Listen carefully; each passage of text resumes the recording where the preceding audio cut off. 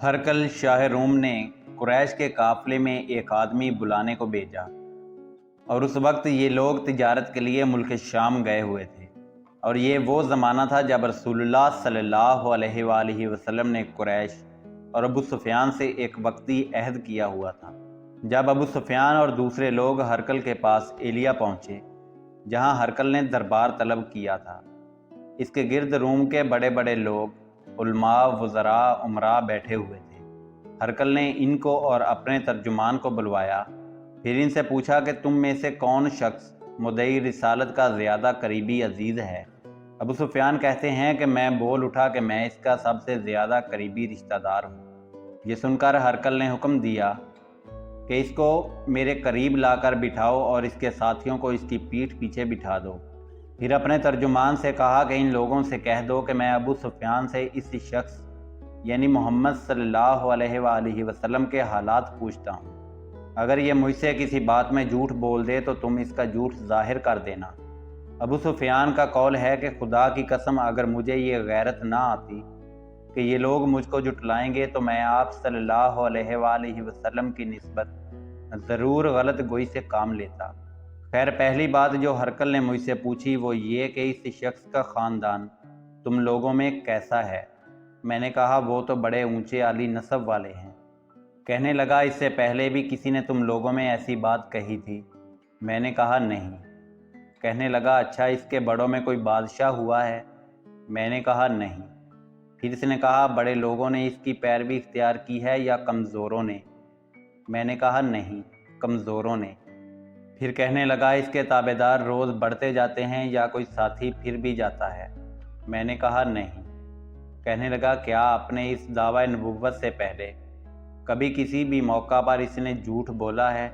मैंने कहा नहीं। और अब हमारी इससे सुलह की एक मुकर्रर मुद्दत ठहरी हुई है, मालूम नहीं वो इसमें क्या करने वाला है। अबू सुफियान कहते हैं कि मैं इस बात के सिवा कोई और झूठ इस गुफ्तगू में शामिल ना कर सका।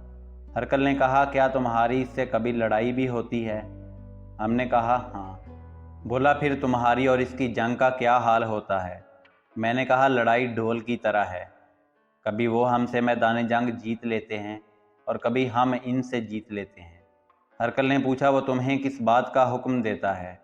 मैंने कहा, वो कहता है कि सिर्फ एक अल्लाह ही की इबादत करो, इसका किसी को शरीक ना बनाओ और अपने बाप दादा की शिरक की बातें छोड़ दो, और हमें नमाज पढ़ने, सच बोलने, परहेजगारी और सिला रहमी का हुक्म देता है।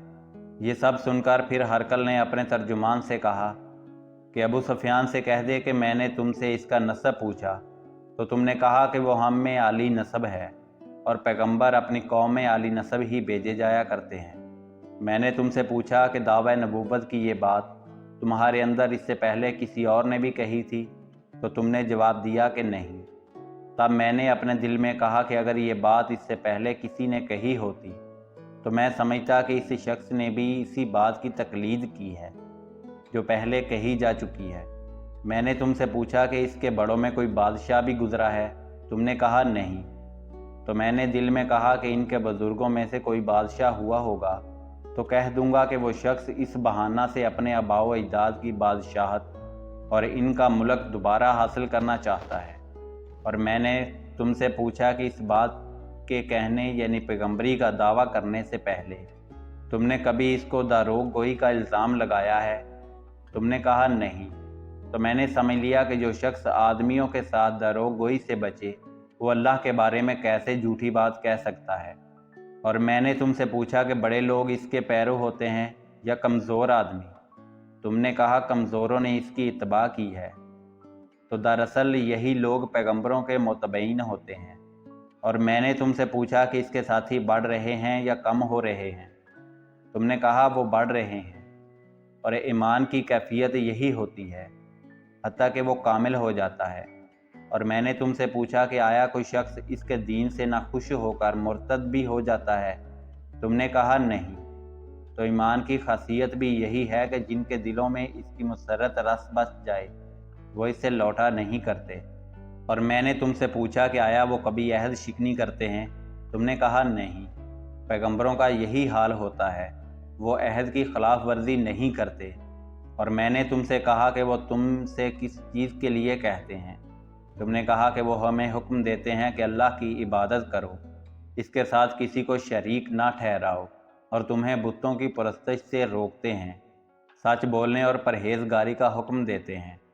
لہٰذا اگر یہ باتیں جو تم کہہ رہے ہو سچ ہیں تو ان قریب وہ اس جگہ کا مالک ہو جائے گا کہ جہاں میرے یہ دونوں پاؤں ہیں۔ مجھے معلوم تھا کہ وہ پیغمبر آنے والا ہے، مگر مجھے یہ معلوم نہیں تھا کہ وہ تمہارے اندر ہوگا۔ اگر میں یہ جانتا کہ اس تک پہنچ سکوں گا تو اس سے ملنے کے لیے ہر تکلیف گوارا کرتا۔ اگر میں اس کے پاس ہوتا تو اس کے پاؤں دھوتا۔ ہرقل نے رسول اللہ صلی اللہ علیہ وآلہ وسلم کا وہ خط منگوایا جو آپ نے دیا کلبی رضی اللہ تعالیٰ عنہ کے ذریعے حاکم بصرہ کے پاس بھیجا تھا، اور اس نے وہ ہرقل کے پاس بھیج دیا تھا۔ پھر اس کو پڑھا تو اس میں لکھا تھا کہ اللہ کے نام کے ساتھ جو نہایت مہربان اور رحم والا ہے، اللہ کے بندے اور اس کے پیغمبر محمد صلی اللہ علیہ وآلہ وسلم کی طرف سے یہ خط ہے شاہ روم کے لیے۔ اسی شخص پر سلام ہو جو ہدایت کی پیروی کرے۔ اس کے بعد میں آپ کے سامنے دعوت اسلام پیش کرتا ہوں۔ اگر آپ اسلام لے آئیں گے تو دین و دنیا میں سلامتی نصیب ہوگی، اللہ آپ کو دوہرا ثواب دے گا، اور اگر آپ میری دعوت سے روگردانی کریں گے تو آپ کی رایا کا گناہ بھی آپ پر ہی ہوگا۔ اور اے اہل کتاب، ایک ایسی بات پر آ جاؤ جو ہمارے اور تمہارے درمیان یکساں ہے، وہ یہ کہ ہم اللہ کے سوا کسی کی عبادت نہ کریں اور کسی کو اس کا شریک نہ ٹھہرائیں، اور نہ ہم میں سے کوئی کسی کو خدا کے سوا اپنا رب بنائے۔ پھر اگر وہ اہل کتاب اس بات سے منہ پھیر لیں تو مسلمانوں تم ان سے کہہ دو، تم مانو یا نہ مانو، ہم تو ایک خدا کی اطاعت گزار ہیں۔ ابو سفیان کہتے ہیں کہ جب ہرقل نے جو کچھ کہنا تھا کہہ دیا اور خط پڑھ کر فارغ ہوا تو اس کے ارد گرد بہت شور و غوغا ہوا، بہت سی آوازیں اٹھی اور ہمیں باہر نکال دیا گیا۔ تب میں نے اپنے ساتھیوں سے کہا کہ ابو کبشہ کے بیٹے حضرت صلی اللہ علیہ وآلہ وسلم کا معاملہ تو بہت بڑھ گیا، دیکھو تو اس سے بنی اصفر روم کا بادشاہ بھی ڈرتا ہے۔ مجھے اس وقت سے اس بات کا یقین ہو گیا کہ حضور صلی اللہ علیہ وآلہ وسلم عنقریب غالب ہو کر رہیں گے، حتیٰ کہ اللہ نے مجھے مسلمان کر دیا۔ راوی کا بیان ہے کہ ابن ناطور ایلیہ کا حاکم ہرقل کا مصائب اور شام کے نصارہ کا لاٹ پادری بیان کرتا تھا کہ ہرقل جب ایلیہ آیا ایک دن صبح کو پریشان اٹھا تو اس کے درباریوں نے دریافت کیا کہ آج ہم آپ کی حالت بدلی ہوئی پاتے ہیں، کیا وجہ ہے؟ ابن ناطور کا بیان ہے کہ ہرقل نجومی تھا، علم نجوم میں وہ پوری مہارت رکھتا تھا۔ اس نے اپنے ہم نشینیوں کو بتایا کہ میں نے آج رات ستاروں پر نظر ڈالی تو دیکھا کہ ختنہ کرنے والوں کا بادشاہ ہمارے ملک پر غالب آ گیا ہے۔ بھلا اس زمانے میں کون لوگ ختنہ کرتے ہیں؟ انہوں نے کہا کہ یہود کے سوا کوئی ختنہ نہیں کرتا، تو ان کی وجہ سے پریشان نہ ہوں۔ سلطنت کے تمام شہروں میں یہ حکم لکھ بھیجیے کہ وہاں جتنے یہودی ہوں سب قتل کر دیے جائیں۔ وہ لوگ انہی باتوں میں مشغول تھے کہ ہرقل کے پاس ایک آدمی لایا گیا جسے شاہ غسان نے بھیجا تھا۔ اس نے رسول اللہ صلی اللہ علیہ وآلہ وسلم کے حالات بیان کیے۔ جب ہرقل نے سارے حالات سن لیے تو کہا کہ جا کر دیکھو وہ ختنہ کیے ہوئے ہے یا نہیں۔ انہوں نے اسے دیکھا تو بتلایا کہ وہ ختنہ کیا ہوا ہے۔ ہرقل نے جب اس شخص سے عرب کے بارے میں پوچھا تو اس نے بتلایا کہ وہ ختنہ کرتے ہیں۔ تب ہرقل نے کہا کہ یہ ہی محمد صلی اللہ علیہ وآلہ وسلم اس امت کے بادشاہ ہیں جو پیدا ہو چکے ہیں۔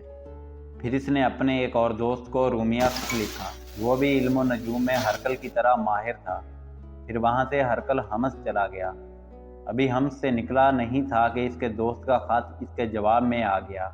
اس کی رائے بھی حضور صلی اللہ علیہ وآلہ وسلم کے ظہور کے بارے میں موافق تھی کہ محمد صلی اللہ علیہ وآلہ وسلم واقعی پیغمبر ہیں۔ اس کے بعد ہرقل نے روم کے بڑے آدمیوں کو اپنے حمص کے محل میں طلب کیا اور اس کے حکم سے محل کے دروازے بند کر دیے گئے۔ پھر وہ اپنے خاص محل سے باہر آیا اور کہا، اے روم والو، کیا ہدایت اور کامیابی میں کچھ حصہ تمہارے لیے بھی ہے؟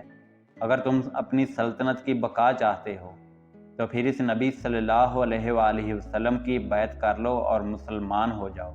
یہ سننا تھا کہ پھر وہ لوگ وحشی گدوں کی طرح دروازوں کی طرف دوڑے، مگر انہیں بند پایا۔ آخر جب ہرقل نے اس بات سے ان کی یہ نفرت دیکھی اور ان کے ایمان لانے سے مایوس ہو گیا تو کہنے لگا کہ ان لوگوں کو میرے پاس لاؤ۔ جب وہ دوبارہ آئے تو اس نے کہا کہ میں نے جو بات کہی تھی اس سے تمہاری دینی پختگی کی آزمائش مقصود تھی، تو وہ میں نے دیکھ لی۔